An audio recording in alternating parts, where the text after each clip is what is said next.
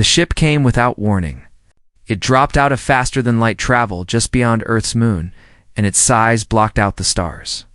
Admiral Kung Jin-ho stood on the observation deck of the orbital station and watched the massive vessel hang in the darkness like a metal mountain. He had seen many things in his 60 years of life, but nothing like this. "Sir, they are requesting communication," said Lieutenant Choi Min-gi from her station. Her voice was calm, but Jin-ho noticed her hands were shaking slightly. "Open the channel," Jin-ho replied. The holographic display flickered to life, and Jin-ho saw his first alien face. The creature called itself Envoy Talus. It had pale blue skin, for eyes arranged in a diamond pattern, and a mouth that seemed too wide for its narrow head. When it spoke, the translator made its voice sound almost pleasant. "Greetings, humans of Earth. I represent the Galactic Dominion, rulers of 47 species across 10,000 worlds. We have watched your kind spread among the stars. Your progress is impressive for such a young species." Jin-ho said nothing. He had learned long ago that silence often revealed more than questions. Talus continued. "The Dominion offers you a place among our great family. However, this gift comes with certain requirements. You will surrender 60% of your colonial territories. You will reduce your military fleet to defensive vessels only. And you will accept integration into the Dominion hierarchy at an appropriate level." "And what level would that be?" Jin-ho asked. Talus smiled, though there was no warmth in it. "A level suitable for your development. You are young. You will learn. Every species before you has accepted these terms. Negotiation is mercy, Admiral. Refusal is extinction." The transmission ended. Jin-ho stood still for a long moment, then turned to Min-gi. "Tell me you recorded everything." "Every word, sir. But there's something else." Min-gi's fingers moved across her console. "I detected secondary transmissions during the communication. Encrypted signals sent to other vessels hidden at the edge of our system. I have been working on breaking their codes." 3 days later, Min-gi succeeded. What she found changed everything. The Galactic Dominion had no intention of peaceful integration. Their records showed the fate of every species that had negotiated with them. The Velith had been farmers and poets. Now they've worked in Dominion mines until their bodies broke. The Korath had been warriors who surrendered to save their children. Their children grew up as slaves. Species after species had accepted the Dominion's terms, believing they had no choice. All of them had been absorbed, exploited, and erased. Jin-ho called an emergency meeting of Earth's leaders. They gathered in the Great Hall beneath the Swiss mountains, representatives from every nation and colony. Captain Yoon Hana attended as well, commander of Earth's most advanced warship. She was young for her rank, barely 40, but her tactical mind had won 17 simulated wars against superior forces. General Baek Soonhwa represented the ground forces, a quiet man with hard eyes, who had spent his life preparing for a war he hoped would never come. Dr. Park Woojin was the last to arrive. He was the chief weapons engineer, responsible for humanity's most secret projects. He looked tired, as if he had not slept in days, but there was excitement in his voice when he spoke. "They scanned us," Woojin said. "When their ship arrived, they scanned every military installation we have. But they only found what we wanted them to find." "Explain," said the president of the United Earth Council. Woojin smiled. 30 years ago, we detected signals from deep space. We knew we were not alone. We also knew that any species capable of reaching us might not be friendly, so we prepared. We built weapons and hid them where no scan could find them. We developed technologies and kept them secret. The Dominion thinks they know our strength. They are wrong by a factor of 10. The room fell silent as the weight of this settled over everyone. They had a chance. Not a large one, but a chance. Envoy Talus returned 1 week later, expecting an answer. The alien stood in the holographic display with the confidence of someone who had never heard the word no. "The Dominion Council grows impatient," Talus said. "Have you prepared your acceptance?" Admiral Jin-ho stood straight. Beside him, Captain Hana watched with cold eyes. General Sunwoo's hand rested on the console, ready to send the order that would activate every hidden weapon humanity possessed. "We have considered your offer carefully," Jin-ho said.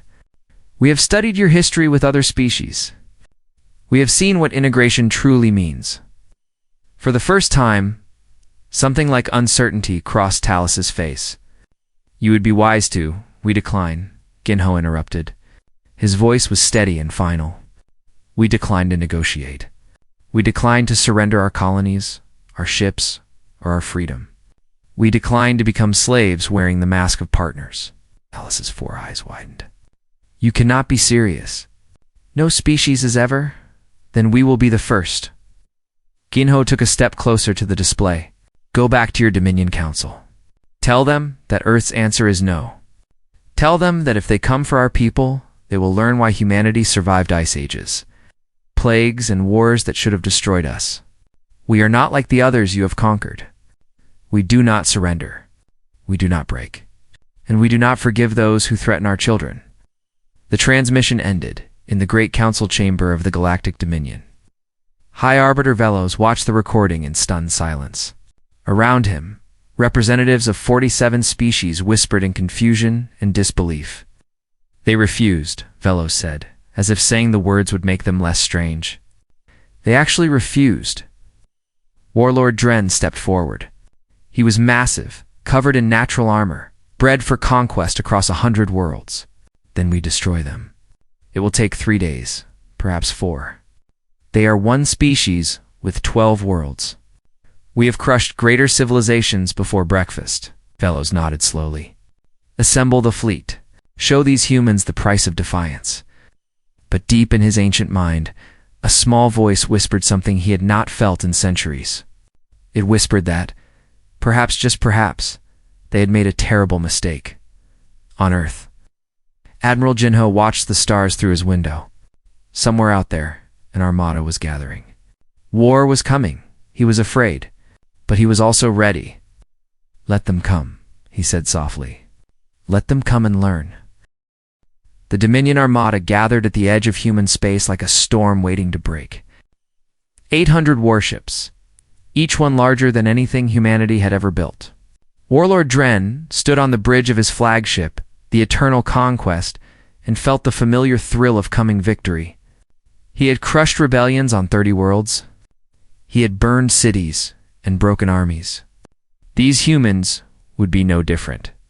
Begin the advance, he ordered.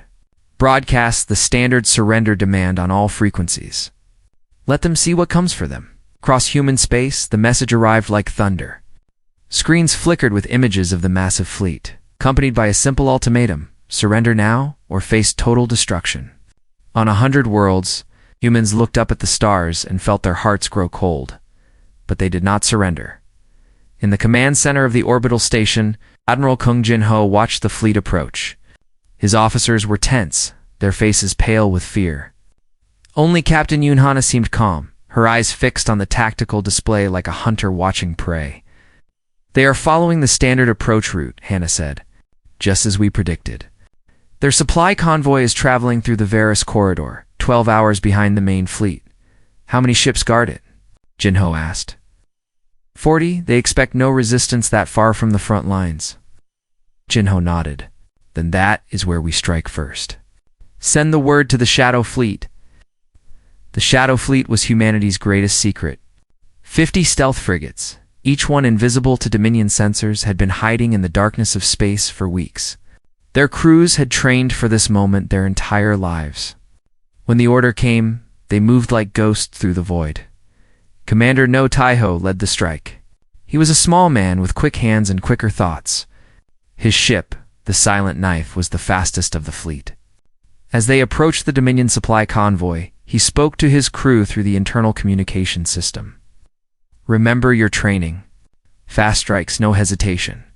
Hit them before they know we exist, and vanish before they can respond. We are not here to fight a battle. We are here to send a message. The attack began at midnight, Earth time. The Dominion escort ships detected nothing until the first missile struck. Explosions bloomed in the silence of space, one after another, as human ships appeared from nowhere, fired and disappeared again. The convoy commanders screamed for help, but their signals were jammed. They screamed for orders, but no orders came. In 20 minutes, it was over. 92 Dominion ships drifted dead in space, their hulls torn open, and their crews scattered among the stars. The Shadow Fleet vanished back into the darkness, leaving no trace. On the Eternal Conquest, Warlord Dren received the report. He read it 3 times, certain there must be some mistake. 92 ships destroyed. No enemy casualties confirmed. No enemy ships even identified. This is impossible, he growled. Our sensors are the most advanced in the galaxy. Nothing escapes them. His tactical officer swallowed nervously. Apparently, sir, something does. Dren smashed his fist against the console, cracking the screen. Find them and destroy them. I will not be humiliated by primitives. But finding the Shadow Fleet proved impossible. Human ships struck again and again over the following weeks, appearing without warning and vanishing without trace. Supply lines were cut. Reinforcement convoys were ambushed. The Great Dominion Armada, which had expected a 3-day conquest, found itself bleeding from 1,000 small wounds. On Earth, Dr. Park Woojin worked day and night in his laboratory. The captured debris from destroyed Dominion ships had given him exactly what he needed. Their shield technology was advanced, yes, but not as advanced as they believed. Within 2 weeks, Woojin had developed weapons that could pierce those shields like paper. They built their defenses to stop energy weapons. Woojin explained to Admiral Ginho. They never considered kinetic projectiles accelerated to near light speed. It seems too primitive for them to worry about. Their arrogance is our advantage, Ginho replied. How soon can we equip the main fleet? 1 month. Maybe less if my team does not sleep. Then do not sleep. While Woojin worked, Captain Hannah led the defense of human space. The Dominion had expected terror and submission. Instead, they found a population that refused to break. When Dominion forces landed on the colony world of New Busan, they were met not with white flags, but with ambushes. General Beek Sunwoo had trained the colonists well. Every building was a fortress. Every street was a trap. The Dominion took the capital in 2 days, but holding it cost them more soldiers every hour. Lieutenant Choi Minji continued her work, breaking Dominion codes. She discovered that Warlord Dren was growing desperate. His reports to High Arbiter Velos were filled with excuses and requests for more ships. The mighty conqueror of 30 worlds was struggling against a species he had dismissed as primitive. They adapt too quickly, Dren wrote in one intercepted message. We destroy one of their tactics, and they develop 3 more. We jam their communications and they find new frequencies. It is as if they were born for war. High Arbiter Velos responded with cold displeasure. You have the greatest fleet in galactic history. Use it. End this embarrassment, Dren tried. He gathered his remaining forces and launched a direct assault on the human colony of Hinam Prime. 300 warships descended on the small world, their weapons ready to burn it to ash. But Captain Hannah was waiting. She had positioned her fleet in the asteroid field surrounding the colony, hidden among the rocks and ice. When the Dominion ships entered weapons range, she gave the order. Human vessels burst from hiding, armed with Woojin's new weapons. The battle lasted for hours. When it ended, 112 Dominion ships were destroyed or disabled. Human losses were 8 vessels. Dren retreated. For the first time in his long career, he ordered a retreat. That night, Admiral Ginho received a private communication. It was from Warlord Dren himself, transmitted on a secure channel. Admiral Dren said, his voice heavy with exhaustion, I offer a ceasefire. Let us pause this conflict and discuss terms. There has been enough death. Ginho considered the offer for a long moment. Behind him, Captain Hannah and General Sun Woo waited in silence. They had lost friends in this war. They had watched human worlds burn. They had every reason to accept peace. But Ginho remembered the records Mingi had found. He remembered the Velith, working in mines until they died. He remembered the Korath children, born into slavery. He remembered every species that had negotiated with the Dominion and paid the price. Warlord Dren, Ginho replied, you had your chance to leave us in peace. That offer expired the moment your ships entered our space. There will be no ceasefire. There will be no negotiation. This war ends when your Dominion releases every slave it holds and surrenders unconditionally. Until then, we fight." He ended the transmission and turned to his officers. "Prepare the fleet. Tomorrow, we go on the offensive." The first phase of the war was over. Humanity had survived the storm. Now, it was time to become the storm. 6 months had passed since the war began. The galaxy had never seen anything like it. The Dominion controlled 3 human colony worlds. By their calculations, this should have broken human resistance. Every other species in history had surrendered after losing a single planet. But humans were not like other species. On those 3 occupied worlds, the war did not end. It simply changed form. General Beak Sunwoo had prepared for this. Years before the Dominion arrived, he had trained resistance networks on every colony. Hidden weapons caches waited in forests and mountains. Secure communication systems linked scattered fighters. When Dominion forces marched through the streets of captured cities, they walked through a war zone they could not see. On New Busan, Dominion patrol disappeared every night. On Incheon 4, the main power station exploded every time it was repaired. On Gwangju Prime, Dominion officers were afraid to sleep, because humans had learned to move through the ventilation systems like ghosts. "Why will they not stop?"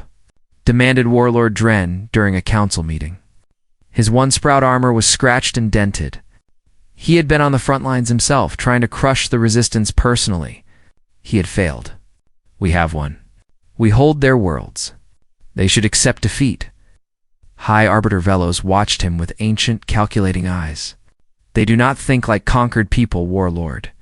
They think like predators waiting for weakness." "Then what do you suggest?" Velos had no answer.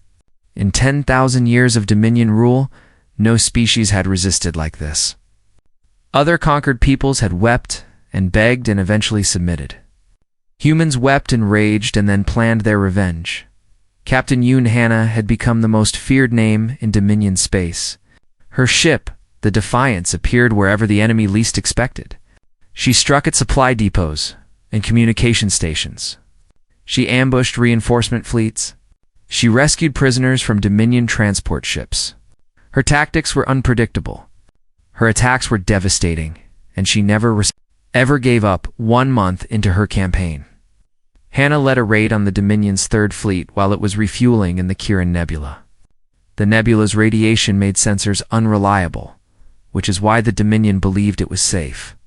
Hannah used that same radiation to hide her approach. 12 human ships attacked 40 Dominion vessels. The battle lasted 2 hours. When it ended, 23 Dominion ships were destroyed, and the remaining 17 were too damaged to pursue. Hannah lost 2 ships but saved their crews before retreating. The news spread across the Dominion like wildfire. Soldiers whispered about the human captain who could not be caught.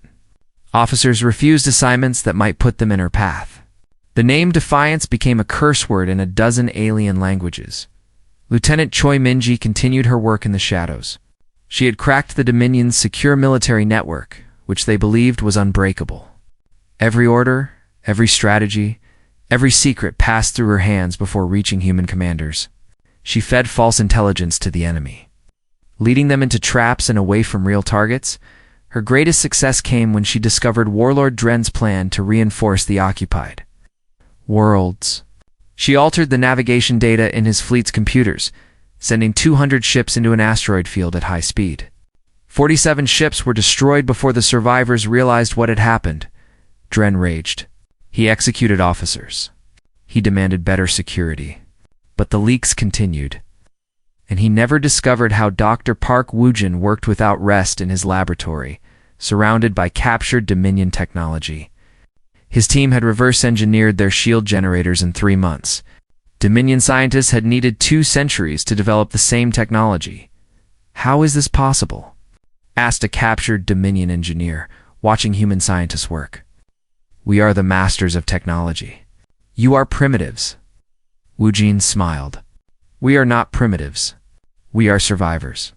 Our history is filled with war and disaster and near extinction.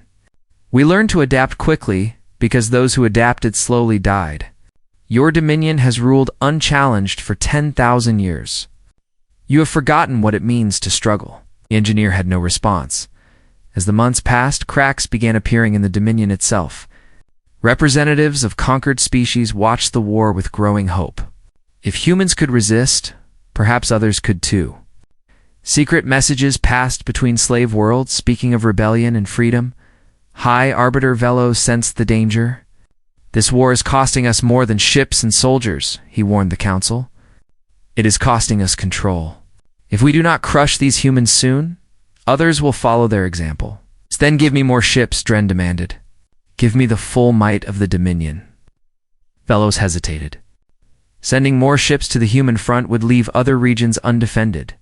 Rebellions might break out. The careful balance of power that had held the Dominion together for millennia might collapse. But he had no choice. The humans had to be stopped, on Earth. Admiral Ginho received intelligence reports that made him smile for the first time in months. The Dominion was fracturing. Their supply lines were stretched thin. Their soldiers were demoralized. Their leaders were fighting among themselves. "We are winning," said Captain Hannah, though her voice held no joy. She had lost too many friends to celebrate. "But victory is still far away."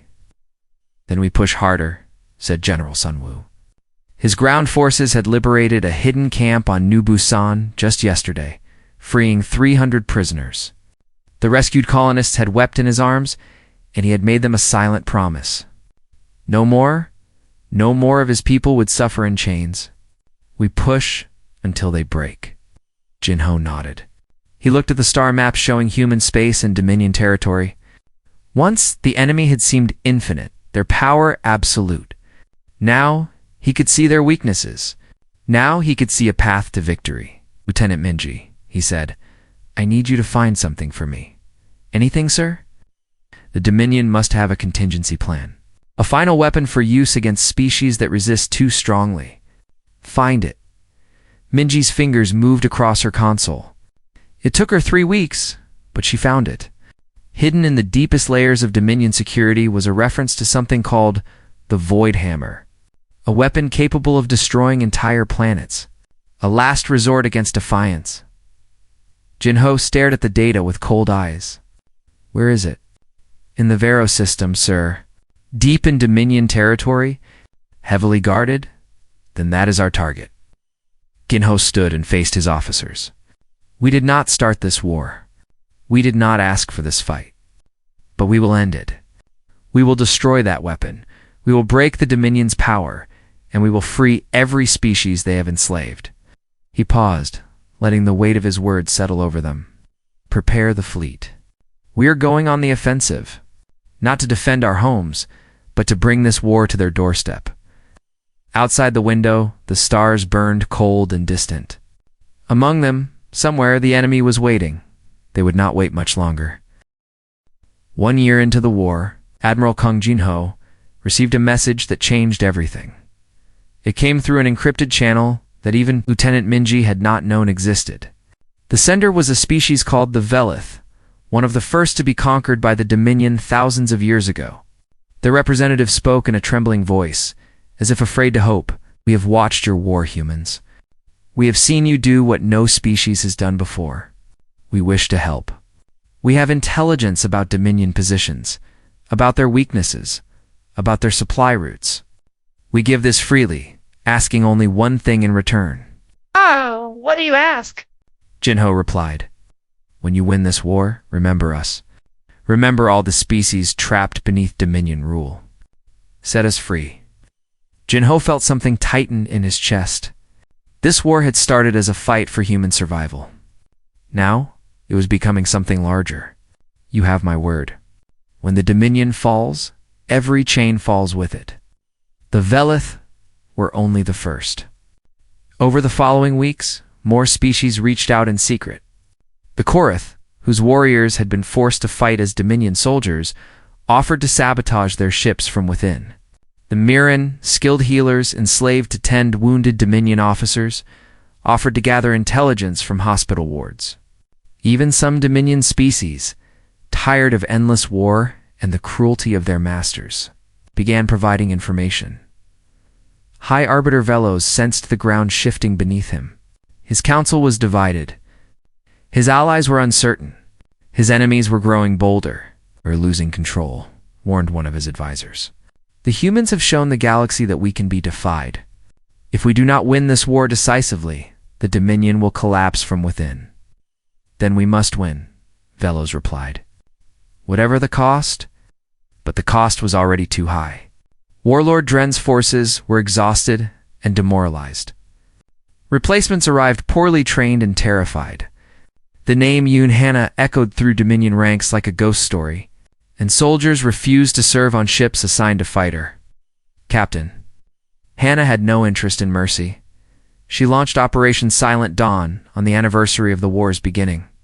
It was the largest coordinated attack in human history. 17 Dominion military installations were struck simultaneously across 5 star systems. Human ships appeared from hidden positions, attacked with overwhelming force, and vanished before reinforcements could arrive.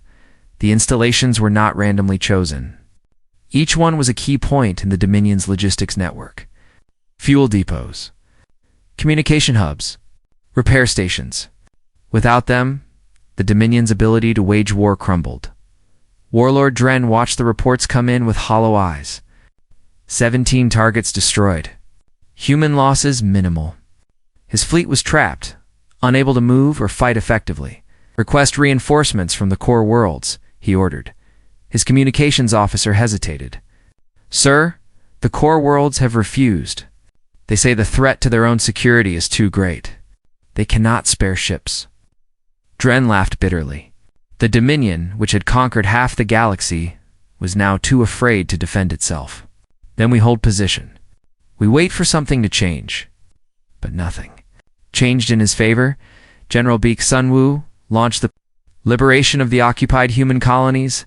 3 weeks. After Silent Dawn, his forces had been planning this for months, waiting for the moment when Dominion's strength was at its lowest. The attack on New Busan began at dawn. Human soldiers emerged from hidden tunnels beneath the city, attacking Dominion positions from underground.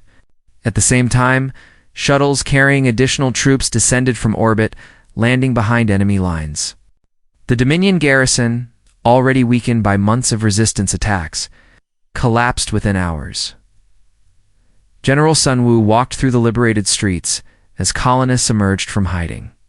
They were thin and tired, their faces marked by a year of occupation. But they were alive. They were free. A young girl, no more than 10 years old, ran up to him and grabbed his hand. Are you the ones who came to save us? Sunwoo knelt to meet her eyes. We are. And we are never leaving again. Incheon 4 and Gwangju Prime fell within the same week. The Dominion forces, cut off from supply and support, surrendered rather than die for a cause they no longer believed in. Many of them had been conscripts from conquered species, forced to fight against their will. Sunwoo offered them a choice: imprisonment or service against the Dominion. Most chose to fight alongside their liberators on Earth. Lieutenant Minji discovered something that froze her blood. The Void Hammer is being prepared for launch, she reported to Admiral Jinho. High Arbiter, Velos, has authorized its use against our core worlds. They plan to destroy Earth itself. The room fell silent. Everyone understood what this meant. Victory was within reach, but so was annihilation. How long until the weapon is ready?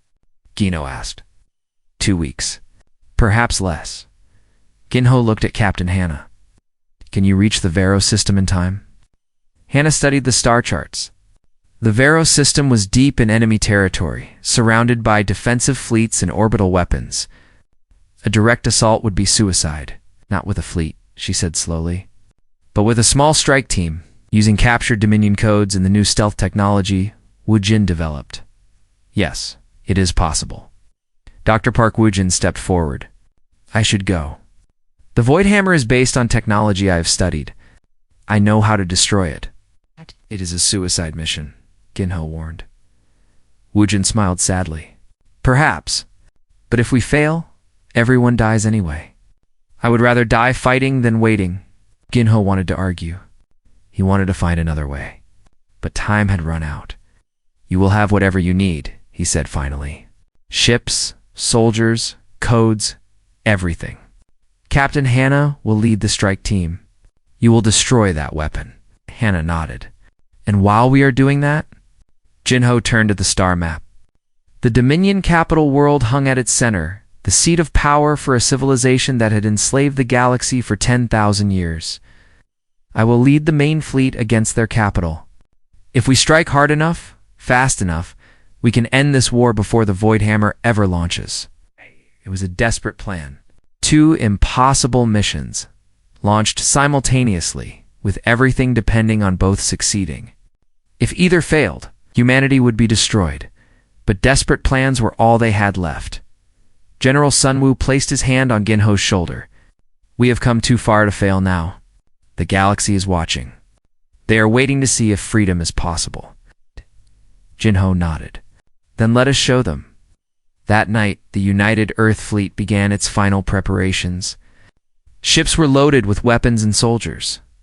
Crews said goodbye to their families. Prayers were offered in 100 languages to 100 different gods. And across the galaxy, in the cells and mines and slave quarters of the Dominion, conquered peoples dared to hope. The end was coming. One way or another, it was coming.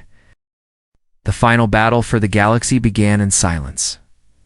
Captain Yoon Hannah's strike team dropped out of faster-than-light travel at the edge of the Veros system. Her ship, the Defiance, led 3 small frigates through the darkness toward the Void Hammer installation. Behind them, hidden among the asteroids and debris, allies from a dozen species waited for her signal. The Velith had provided detailed maps of the installation. The Korath had disabled the outer sensor network. The Mirren had corrupted the patrol schedules. For the first time in 10,000 years, the conquered peoples of the galaxy were fighting back together. We have 30 minutes before they realize something is wrong, Hannah said to her crew. Dr. Woojin, are you ready? Woojin checked his equipment one last time. A small device hung at his belt, designed to overload the Void Hammer's core. Ready. Get me inside and I will do the rest. The approach was tense. Every shadow could hide an enemy. Every sensor ping could mean discovery. But Hannah had spent a year learning to move through Dominion space like a ghost. She had not forgotten. They reached the installation's docking bay without detection. Hannah's soldiers secured the area while Woojin led a small team toward the weapons core. The corridors were quiet, almost empty. Most of the guards had been sent to defend against Admiral Ginho's attack on the capital. It was going too well. Hannah felt the familiar tension in her gut that warned her of danger. Dr. Woojin, report. We are at the core entrance. The door is sealed, but I can, his voice cut off. Woojin. Woojin! Gunfire echoed through the communication channel. Hannah sprinted toward the core, her soldiers following. They arrived to find Woojin's team pinned down by Dominion defenders. The enemy had known they were coming. They must have detected our approach, shouted one of her officers. We are trapped. Hannah looked at the sealed door to the core. Beyond it, the Void Hammer waited. In perhaps 20 minutes, it would fire. Earth would die. Everything they had fought for would end. She made her decision in an instant. Hold this position, she ordered. Keep them busy. Woojin, give me the detonator. Woojin understood. His face went pale. Captain, the core chamber is shielded. Once you go in, you will not have time to get out before I know. Hannah took the device from his hands. Finish the mission. Tell Admiral Ginho that the Defiance kept its name. She ran before anyone could stop her. The core door required a security code, but Woojin had already cracked it. She punched in the sequence and slipped through as bullets sparked. Against the walls behind her, the core chamber was vast and cold. At its center, the Void Hammer hung like a metal god, its surface crackling with energy. Screens around the room showed its target, Earth, her home. Her people, Hannah walked toward the weapon. She thought of her parents, who had died when the Dominion first attacked.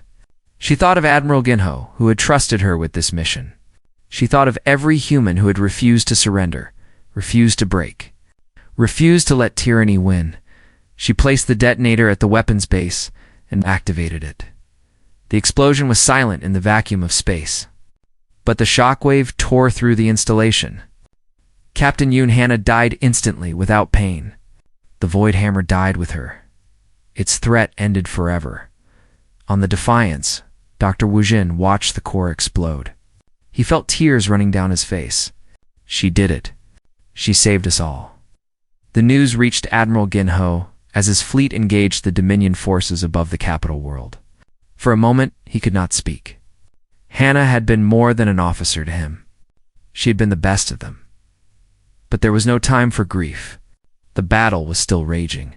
The Dominion's capital fleet was vast, but it was fighting on two fronts. Allied species had risen up across Dominion space, attacking from within. Korath soldiers turned their weapons against their masters. Velith workers sabotaged power stations. Mirren healers refused to save wounded oppressors. The Dominion was dying from 1,000 cuts. Warlord Dren fought with desperate fury. His flagship traded fire with Jinho's command ship, both vessels burning and bleeding. But Dren knew it was over. He had seen the reports. The Void Hammer destroyed. The core worlds in rebellion. The fleet outnumbered and outfought. Admiral Kung Jinho, Dren transmitted, his voice heavy with exhaustion. I request a meeting. Face to face. One warrior to another? Jinho agreed. They met in the docking bay between their ships, surrounded by the wreckage of war. Dren was wounded, his armor cracked, his movements slow. You have one, Dren said simply. I know when a battle is lost. I offer the surrender of my forces and the Dominion Council. Dren laughed bitterly. High Arbiter Velos has fled to his bunker. He believes he can still negotiate his way out of this. He does not understand what he faces. Ginho nodded. Take me to him. The bunker was deep beneath the capital city. Velos sat at the center of a great chamber, surrounded by screens showing the collapse of his empire. When Jinho entered, surrounded by human soldiers and freed slaves, the High Arbiter's ancient face showed no fear, only contempt. You are insects, Velos said. You have destroyed an order that maintained peace for 10,000 years. What will you build to replace it? Chaos? War? Suffering? Ginho walked forward until he stood directly before the alien ruler. Your order was built on slavery and genocide. Your peace was the silence of the oppressed. Your suffering was the daily reality for billions. He leaned closer. You asked us to negotiate. To surrender our freedom, our future, our right to exist as we chose. We declined. Not because we wanted war, but because some things cannot be negotiated. Alo sneered. You think this changes anything? Other empires will rise. Other conquerors will come. Your moment of glory will fade into history, perhaps. Jinho straightened. But history will remember this day. It will remember that when tyrants demanded submission, one species said no. And in saying no, they set the galaxy free. He turned to his soldiers. Arrest him. He will stand trial for his crimes against every species in this galaxy. The war ended not with a final battle, but with a wave of liberation.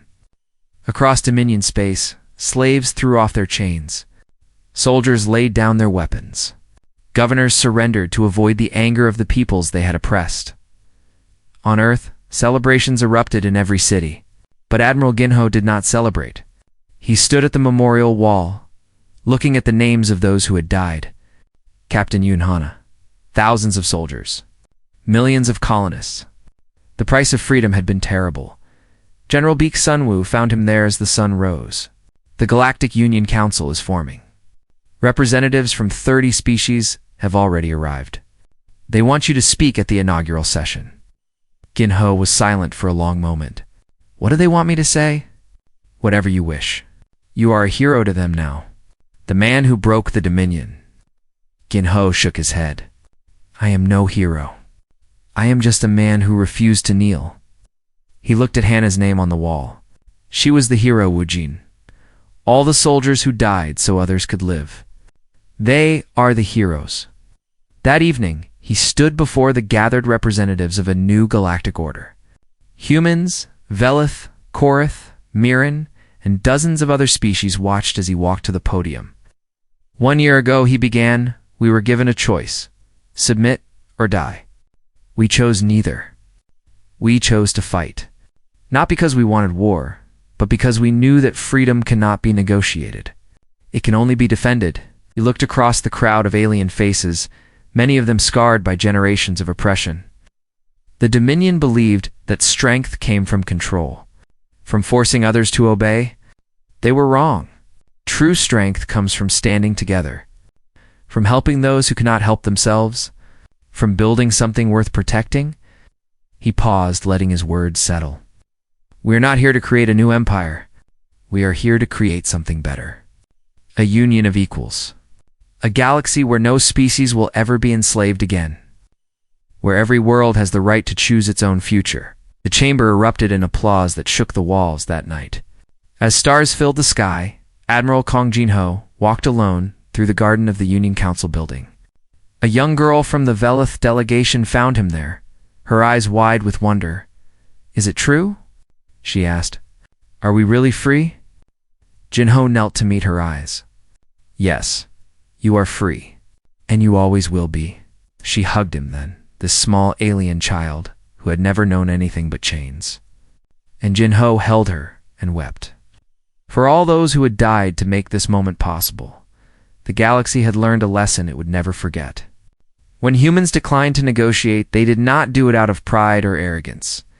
They did it because they knew something the Dominion had forgotten.